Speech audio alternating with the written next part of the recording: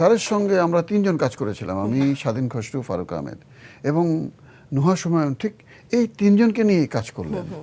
মানে বিষয়টা এত আনন্দের, এত উচ্ছ্বাসের, এত সুখের ছিল, এটা ভাষায় প্রকাশ করা যাবে না।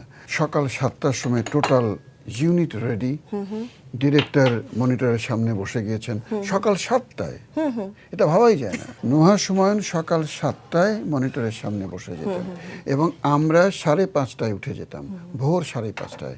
আমরাও 7টায় with makeup, with get up, stand by. Humayun স্যারের কাজ করে মনে হচ্ছিল না যে আমাদের স্যারের প্রত্যেকটি কাজ আমাদের জীবনে এক একটা মাইলস্টোন।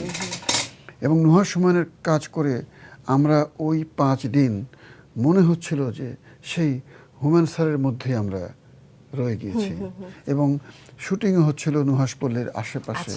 মানে দীর্ঘদিন তো আমরা ওইদিকে যাই না, যাওয়া হয় না, তো নুহাসপল্লীতে গিয়েছি, নুহা হুমায়ুন কাজ করছে। এবং সবচেয়েতে আমরা প্রথমে তিনজনই আতঙ্কে ছিলাম যে আমাদের হুমায়ুন স্যার পছন্দ করতেন, কিন্তু নুহা হুমায়ুন তো আরেক জেনারেশন।